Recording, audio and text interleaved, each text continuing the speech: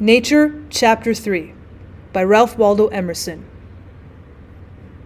A nobler want of man is served by nature, namely, the love of beauty. The ancient Greeks called the word cosmos, beauty. Such is the constitution of all things, or such the plastic power of the human eye, that the primary forms as the sky, the mountain, the tree, the animal, give us a delight in and for themselves, a pleasure arising from outline, color, emotion, and grouping. This seems partly owing to the eye itself. The eye is the best of artists. By the mutual action of its structure and the laws of light, perspective is produced, which integrates every mass of objects of what character soever into a well-colored and shaded globe, so that where the particular objects are mean and unaffecting, the landscape which they compose is round and symmetrical. And as the eye is the best composer, so light is the first of painters. There is no object so foul that intense light will not make beautiful. And the stimulus it affords to the sense, and a sort of infinitude which it hath, like space and time, make all matter gay. Even the corpse has its own beauty. But besides this general grace diffused over nature, almost all the individual forms are agreeable to the eye, as is proved by our endless imitations of some of them, as the acorn, the grape, the pine cone, the wheat ear, the egg, the wings and forms of most birds, the lion's claw, the serpent, the butterfly, the seashells, flames, clouds, buds, leaves, and the forms of many trees, as the palm. For better consideration, we may distribute the aspects of beauty in a threefold manner. First, the simple perception of natural forms is a delight. The influence of the forms and actions in nature is so needful to man that in its lowest functions it seems to lie on the confines of commodity and beauty. To the body and mind which have been cramped by the noxious work or company, nature is medicinal and restores their tone. The tradesman, the attorney, comes out of the din and craft of the street and sees the sky and the woods and is a man again. In their eternal calm, he finds himself. The health of the eye seems to demand a horizon. We are never tired, so long as we can see far enough. But in other hours nature satisfies by its loveliness, and without any mixture of corporeal benefit. I see the spectacle of morning from the hilltop over against my house from daybreak to sunrise with emotions which an angel might share. The long slender bars of cloud float like fishes in the sea of crimson light. From the earth as a shore, I look out into that silent sea. I seem to partake its rapid transformations. The active enchantment reaches my dust, and I dilate and conspire with the morning wind. How does nature deify us with a few and cheap elements? Give me health and a day, and I will make the pomp of emperors ridiculous. The dawn is my Assyria, the sunset and moonrise my Paphos, and unimaginable dreams of realms of fairy. Broad noon shall be my England of the senses and understanding. The night shall be my Germany of mystic philosophy and dreams. Not less excellent, except for our less susceptibility in the afternoon, was the charm last evening of a January sunset. The western clouds divided and subdivided themselves into pink flakes modulated with tints of unspeakable softness. And the air had so much life and sweetness that it was a pain to come within doors. What was it that nature would say? Was there no meaning in the live repose of the valley beyond the mill, and which Homer or Shakespeare could not reform for me in words? The leafless trees become spires of flame in the sunset, with the blue east for their background, and the stars of the dead calyces of flowers, and every withered stem and stubble rimed with frost contributes something to the mute music. The inhabitants of cities suppose that the country landscape is pleasant only half the year. I please myself with the graces of the winter scenery, and believe that we are as much touched by it as by the genial influences of summer.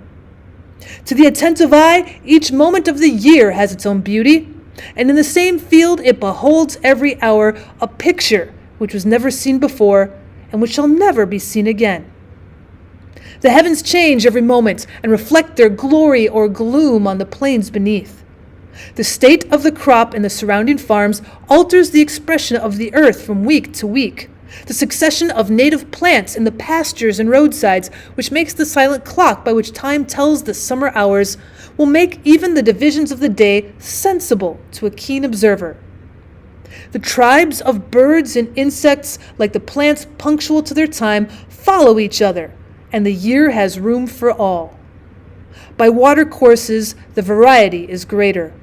In July, the blue pontidaria or pickerel weed blooms in large beds in the shallow parts of our pleasant river and swarms with yellow butterflies in continual motion.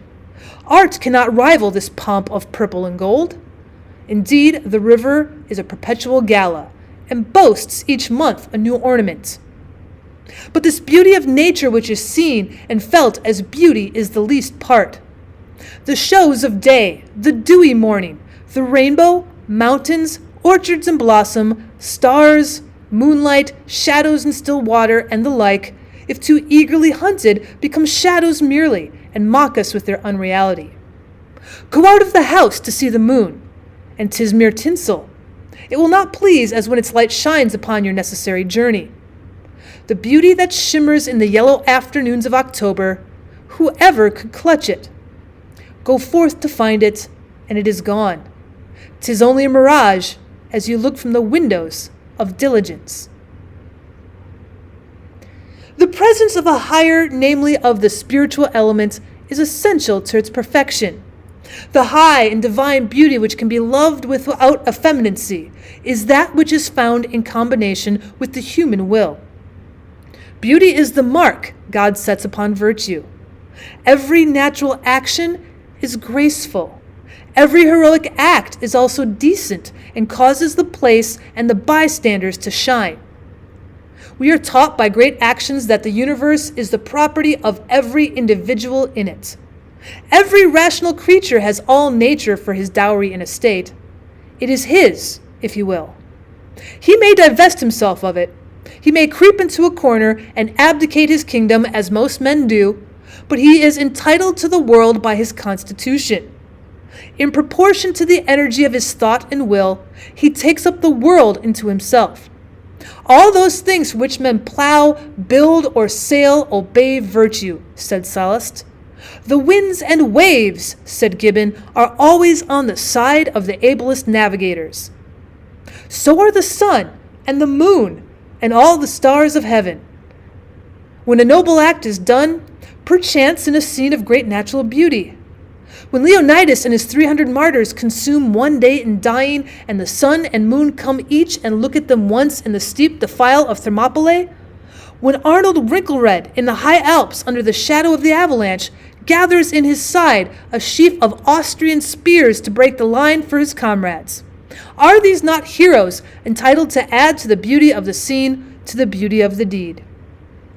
When the bark of Columbus nears the shore of America, before it the beach lined with savages fleeing out of all of their huts of cane, the sea behind, and the purple mountains of the Indian archipelago around, can we separate the man from the living picture? Does not the New World clothe his form with her palm groves and savannas as fit drapery? Ever does natural beauty steal in the air and envelop great actions. When Sir Harry Vane was dragged up the Tower Hill, sitting on a sled to suffer death as the champion of the English laws, one of the multitude cried out to him, "You never sate on so glorious a seat." Charles II, to intimidate the citizens of London, caused the patriot Lord Russell to be drawn in an open coach through the principal streets of the city on his way to the scaffold. But, his biographer says, the multitude imagined they saw liberty and virtue sitting by his side. In private places among sordid objects, an act of truth or heroism seems at once to draw to itself the sky as its temple, the sun as its candle. Nature stretcheth out her arms to embrace man, only let his thoughts be of equal greatness. Willingly does she follow his steps with the rose and the violet, and bend her lines of grandeur and grace to the decoration of her darling child. Only let his thoughts be of equal scope, and the frames will suit the picture. A virtuous man is in unison with her works and makes the central figure of the visible sphere. Homer, Pindar, Socrates, Phocion associate themselves fitly in our memory with the geography and climate of Greece. The visible heavens and earth sympathize with Jesus. And in common life, whosoever has seen a person of powerful character and happy genius will have remarked how easily he took all things along with him. The persons, the opinions, and the day, and the nature became ancillary to a man. There is still another aspect under which the beauty of the world may be viewed, namely as it becomes an object of the intellect. Beside the relation of things to virtue, they have a relation to thought. The intellect searches out the absolute order of things as they stand in the mind of God, and without the colors of affection. The intellectual and the active powers seem to succeed each other, and the exclusive activity of the one generates the exclusive activity of the other. There is something unfriendly in each to the other, but they are like the alternate periods of feeding and working in animals. Each prepares and will be followed by the other. Therefore does beauty, which, in relation to actions as we have seen, comes unsought, and becomes, because it is unsought, remain for the apprehension and pursuit of the intellect, and then again, in its turn, of the active power. Nothing divine dies. All good is eternally reproductive. The beauty of nature reforms itself in the mind, and not for barren contemplation, but for new creation. All men are in some degree impressed by the face of the world, some men even to delight. This love of beauty is taste. Others have the same love in such excess that, not content with admiring, they seek to embody it in new forms. The creation of beauty is art. The production of a work of art throws a light upon the mystery of humanity. A work of art is an abstract or epitome of the world. It is a result or expression of nature in miniature. For although the works of nature are innumerable and all different, the result or the expression of them all is similar and single. Nature is a sea of forms radically alike and even unique. A leaf, a sunbeam, a landscape, the ocean make an analogous impression on the mind. What is common to them all, that perfectness and harmony, is beauty. The standard of beauty is the entire circuit of natural forms, the totality of nature, which the Italians express by defining beauty il più nell'uno. Nothing is quite beautiful alone. Nothing but is beautiful in the whole. A single object is only so far beautiful as it suggests this universal grace. The poet, the painter, the sculptor, the musician, the architect seek each to concentrate this radiance of the world on one point, and each in his several work to satisfy the love of beauty which stimulates him to produce. Thus is art, a nature passed through the alembic of men. Thus in art does nature work through the will of a man filled with the beauty of her first works. The world thus exists to the soul to satisfy the desire of beauty. This element I call an ultimate end. No reason can be asked or given why the soul seeks beauty. Beauty in its largest and profoundest sense is one expression for the universe. God is the all-fair. Truth and goodness and beauty are but different faces of the same all. But beauty in nature is not ultimate. It is the herald of inward and eternal beauty, and is not alone a solid and satisfactory good. It must stand as a part, and not as yet the last or highest expression of the final cause of nature.